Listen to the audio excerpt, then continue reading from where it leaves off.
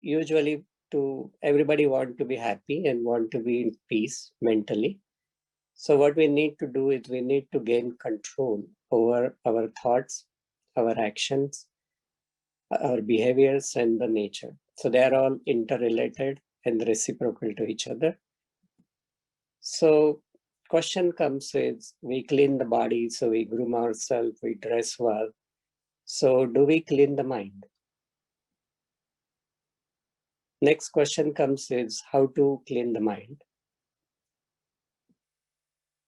So obviously we can call that meditation becomes the science and art of non-doing. So it's a state of deep rest, but same time, we are fully alert into the state. These are traditional methodologies which rely on knowing yourself or giving rest to the mind and also balancing the mind. So knowing who you are, giving rest to the mind, and bringing it to the state of balance. So if we look at the modern research, these are the couple of modalities which shows the scientific evidence that where meditation is very, very helpful. So you can see the range is quite broad. This is the science-based definition of what meditation is. We will not much spend time on that.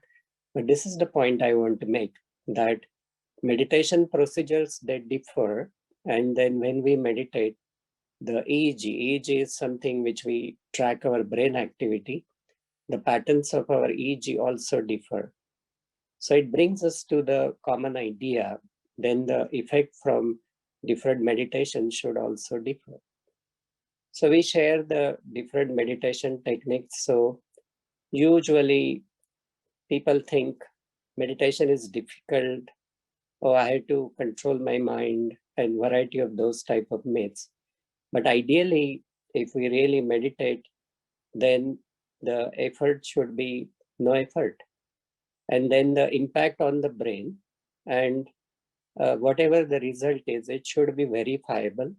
And the benefit should be same and equal to everyone. That means it is equal. Even if you are skeptic, it should still work for the science.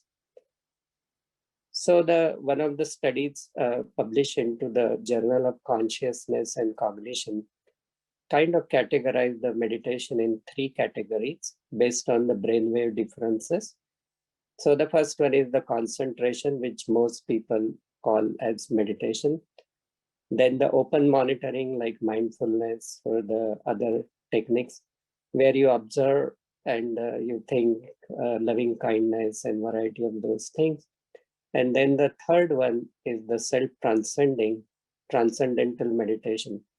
So when we look at the real gist of what we think from the science perspective as meditation is the self-transcendent state. So what is transcendental state is really, we go to the origin of who we are. So we'll discuss this more. So we go from the lower to the higher, so the lower conscious to the higher consciousness, variety of way to look at it.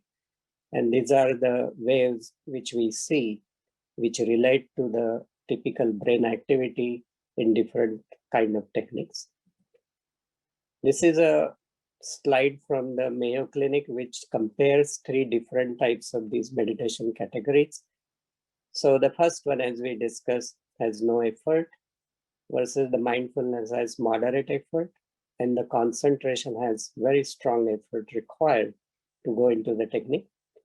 EEG image, as you see, have a variable waves. So the first one has the alpha, and then the theta, and then the beta. Alpha also means a very rhythmic, normal activity of the brain.